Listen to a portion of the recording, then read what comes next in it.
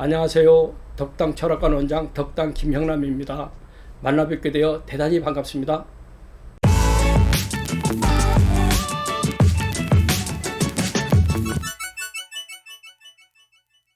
오늘 강의 내용은 앉은 자세와 먹는 자세를 살피고 그 사람의 운과 심리를 아는 상법에 대하여 말씀드리겠습니다.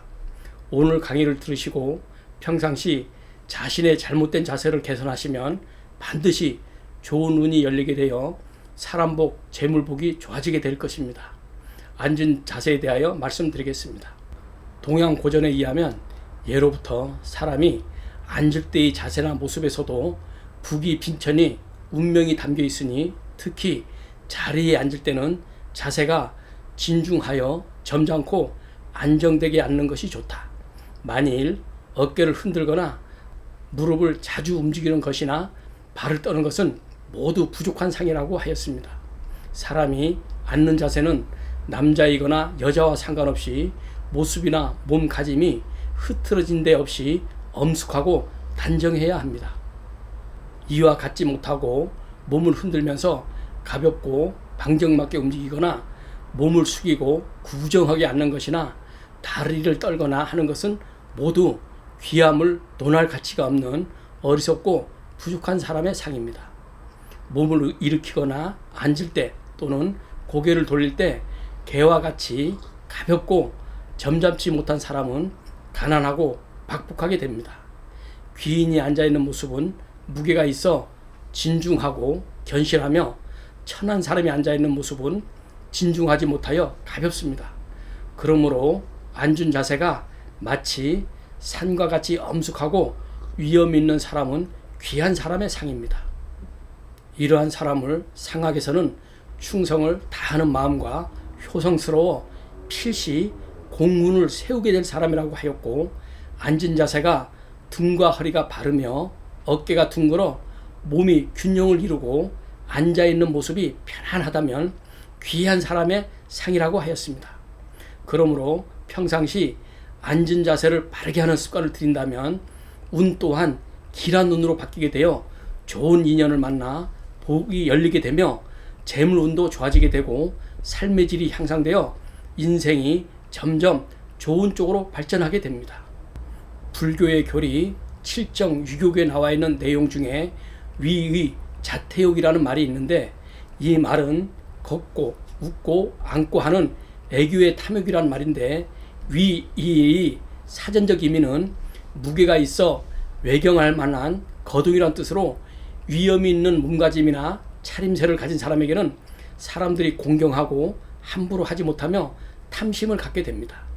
태연히 앉아있지 못하고 두루눕거나 어떤 사물에 기대어 몸을 의지하려고 하는 사람은 병으로 육체 이상이 있는 것이나 정신력이 약한 증거입니다. 이런 사람에게는 추진력이나 승부욕, 활동력을 기대하기 어렵고 재물운도 기대할 수 없습니다. 가령 현재 아무 문제가 없다 하더라도 어떤 상태로든 운이 좋지 않게 기울어지게 됩니다. 앉은 모습이 바르지 않고 구정하게 앉는 사람은 성격이 여유가 없고 조급하여 목적한 바를 이루지 못하게 됩니다. 약속에 어긋남이 많아 대인관계가 원만하지 못하고 주변으로부터 신용을 받기 힘들게 됩니다. 공연히 남에게 오해받을 일이 많으며 재앙을 불러들여 풍파가 많게 되고 고독한 팔자가 되게 되는 상입니다. 엄숙하거나 정숙하게 앉아있지 못하여 몸을 흔들거나 발을 떨거나 까닥까닥 되는 사람은 보이는 모습과 달리 간교한 거짓말쟁이며 겉으로는 공손하고 예의 바른 척 하더라도 속으로는 음흉한 이중적인 사람들이 많습니다. 이런 사람은 주거 환경이 불안정하거나 아니면 고향을 등지고 타향으로 분주하게 떠돌아다니게 될 상입니다. 상학의 내용 중 행동 거지편에 보면 자세를 바르게 하면 반드시 팔자도 바뀐다는 원칙론에 의해 앉은 자세가 어느 한쪽으로 치우침이 없이 바르며 편안히 앉아있는 습관을 들인다면 재물운, 명예운, 건강운, 애정운 등에 반드시 좋은 운이 열리게 된다고 하였습니다. 먹는 자세에 대하여 말씀드리겠습니다.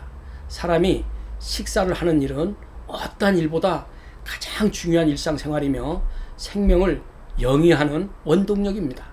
따라서 그 사람의 음식의 양과 식사하는 태도, 음식의 선호도만 보아도 충분히 그 사람이 성격이나 건강, 운명 등을 꿰뚫어 볼 수 있습니다. 상학에 이런 내용이 있습니다.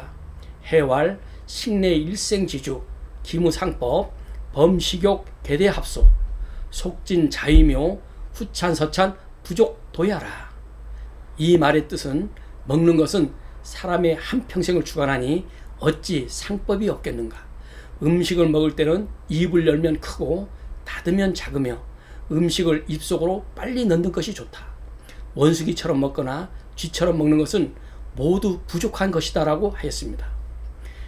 밥상에 앉을 때는 자세를 흐트러진 데 없이 반드시 하고 머리는 평안하고 고요하게 하며 식사법에 대한 예절이 맞아야만 귀한 사람의 상이다. 식사할 때 그릇이나 수저를 들 때는 조용히 순서 있게 하고 씹을 때는 소리 없이 너그러운 모습으로 온화한 기색과 기품 있는 몸가짐이 있어야 상격이다. 식사할 때는 떠들지 말며 음식을 먹을 때는 화내지 말라. 화내는 것은 모두 운이나 건강에 흉하지만 특히 식사할 때 화내는 것은 가장 안 좋다. 밥을 급하게 빨리 먹는 사람은 살찌고 밥을 천천히 먹는 사람은 야윈다. 밥을 적게 먹는데 살찐 자는 성격이 총명하고 너그러우며 밥을 많이 먹는데 마른 자는 성품이 어지럽고 산란하다. 밥을 새가 쪼아 먹듯이 먹는 자는 성격이 난폭하고 밥을 먹을 때 치아가 보이는 자는 일생 신고가 많고 단명할 상이다. 음식을 먹을 때 혓바닥에 음식을 올려놓고 먹는 자는 일생 쓸쓸하고 가난하다. 이 말은 사람이 밥을 먹을 때 입을 벌리고 밥이 바로 입으로 들어가야 되는데 혓바닥이 마치 뱀처럼 이렇게 혓바닥에 나옵니다. 나오고 음식을 여기다 집어넣고 이 혀가 다시 입으로 이렇게 들어가는 것을 말씀하는 겁니다. 음식이 목구멍으로 넘어갈 때 얼굴을 찌푸리는 자는 죽을 때까지 빈곤함을 면키 어려우며 밥이 목구멍으로 넘어가는 소리가 옥옥 즉 꼴깍꼴깍 소리가 나는 자는 운이 열리기 어렵다. 음식을 먹을 때 호랑이처럼 느긋하게 꼭꼭 잘 씹어 먹는 자는 대장군의 권도가 있고 소처럼 되새김하듯 천천히 식사하는 사람은 운은 늦을지라도 노년에 복록이 깃들고 양처럼 꼭꼭 오래 씹어서 먹는 사람은福이 장수한다. 밥을 꼭꼭 씹어 먹는 자는 성품이 자상하고 길한 징조이며 밥을 포악하게 먹는 자는 성격이 난폭하여 수명을 재촉하는 상으로 흉한 징조이다. 음식을 맛볼 때 소리를 내는 자는 천난 상이요 먹을 때 곤충이나 새소리를 내는 자는 가난하고 박복한 상이다. 말처럼 코를 벌름벌름 하면서 먹는 자는 가난하고 하찮으며 쥐처럼 갉아먹는 자는 굶어 죽을 상이다. 밥을 빠르게 먹는 것은 성품은 급해도 지혜가 있어 좋은 것이나 밥을 자주 남기는 사람은 불행한 징조이다. 밥을 포악하게 급하게 먹는 자는 성격이 난폭하고 밥을 느긋하게 먹는 자는 성격이 온순하고 부드럽다.